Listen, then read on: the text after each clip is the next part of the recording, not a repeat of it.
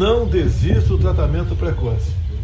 Não desista. Tá? Mas também hoje o ministro da Saúde negou que tenha falado em tratamento precoce, e sim em atendimento precoce. Não confundam o atendimento precoce com definição de que remédio tomar.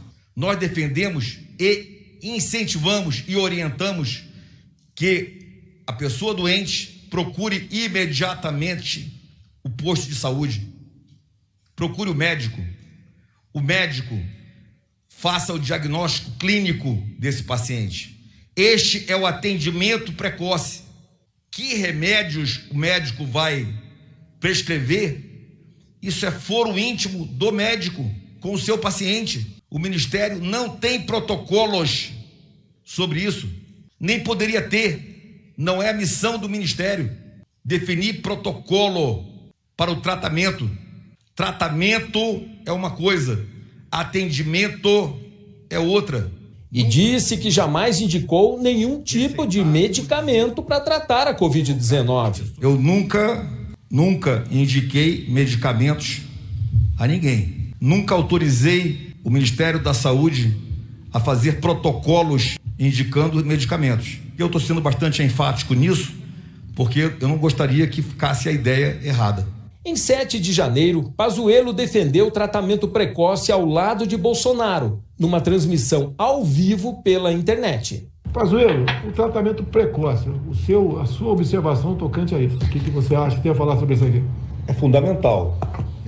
Não existe outra saída senão nós diagnosticarmos pelo médico o mais rápido possível e iniciar o tratamento precoce o mais rápido possível. É isso que salva vidas, é isso que evita que as pessoas piorem e tenham que ir para uma UTI e ser entubados. Apesar das declarações de Pazuello hoje, o Ministério da Saúde efetivamente recomenda o uso de medicamentos sem comprovação para o tratamento precoce da Covid.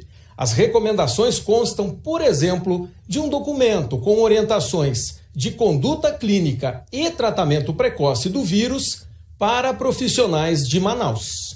No folder, o Ministério apresenta uma tabela com o que chama de terapêuticas disponíveis no SUS para o tratamento precoce da Covid. Na lista, sugestões de medicamentos sem comprovação científica para coronavírus. Em seguida, o documento fala literalmente em tratamento precoce de casos leves com esses medicamentos. Esse médico especialista em gestão em saúde afirma que, além da lentidão do Ministério na coordenação de ações contra a pandemia, o governo não observa as recomendações da ciência. Deveria ter tomado medidas para dar apoio ao Estado e à Prefeitura, no sentido tanto de fazer a contenção da transmissão, como ampliar a capacidade de resposta. O que o Ministério fez? Orientou o tratamento precoce, ou seja, enganou a população. Para fabricar as vacinas aqui no Brasil, tanto o Instituto Butantan quanto a Fiocruz precisam de um ingrediente que vem de muito longe, da China, um país que o presidente Bolsonaro, filhos dele e ministros atacaram de várias formas desde o início da pandemia.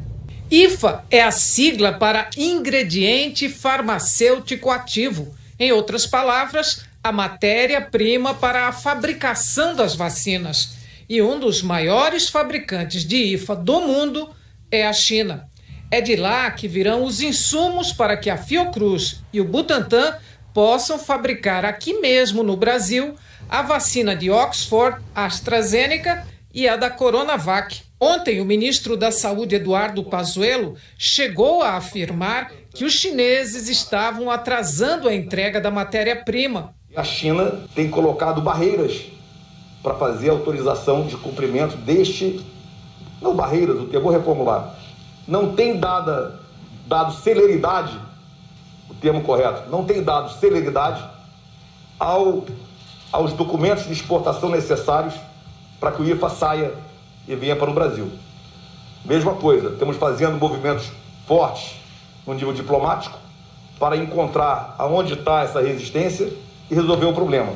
No Butantan, a matéria-prima acabou. O segundo carregamento de IFA está parado na China. O Brasil depende da China para ampliar a produção nacional da vacina, mas foram muitos os ataques do governo brasileiro e da família Bolsonaro ao governo chinês.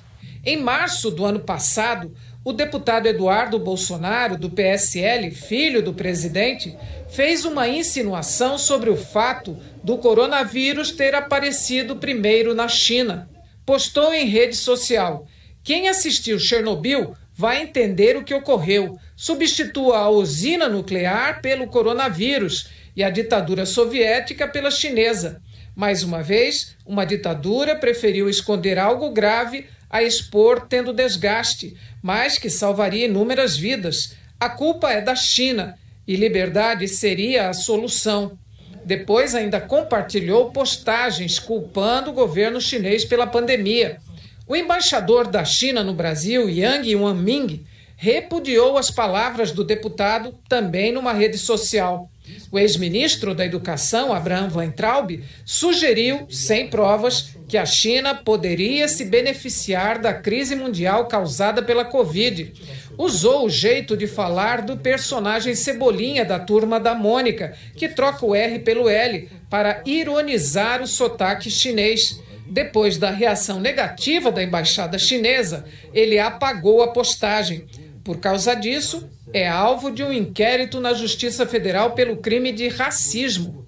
Em outubro, em entrevista, o presidente Jair Bolsonaro disse que faltava credibilidade à Coronavac, vacina produzida na China. Ele disse, abre aspas, "A da China, lamentavelmente, já existe um descrédito muito grande por parte da população, até porque, como dizem, esse vírus teria nascido lá", fecha aspas. Em novembro, Eduardo Bolsonaro provocou a China novamente, desta vez sobre as negociações para a rede 5G de internet móvel. A embaixada da China respondeu dizendo que se o deputado e outras personalidades não parassem de produzir declarações infames, teriam que arcar com as consequências negativas e carregar a responsabilidade histórica de perturbar a normalidade da parceria China-Brasil. À época, o Itamaraty não reprovou as declarações de Eduardo Bolsonaro. O ministro das Relações Exteriores, Ernesto Araújo, inclusive enviou uma carta à embaixada da China reclamando do que considerou um conteúdo ofensivo e desrespeitoso da resposta dada ao deputado. Hoje, em entrevista coletiva, o governador de São Paulo, João Dória, criticou o tom adotado pelo governo Bolsonaro em relação à China.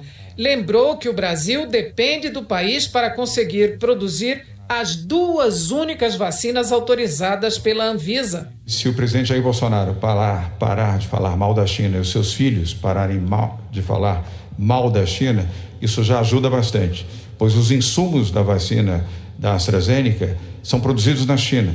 Os insumos da vacina do Butantan são produzidos na China. E são as duas únicas vacinas aprovadas pela Agência Nacional de Vigilância Sanitária, a Anvisa. Pelo menos, se não atrapalhar, já é uma ajuda. Nós procuramos a Embaixada da China e o Palácio do Planalto, mas não tivemos resposta.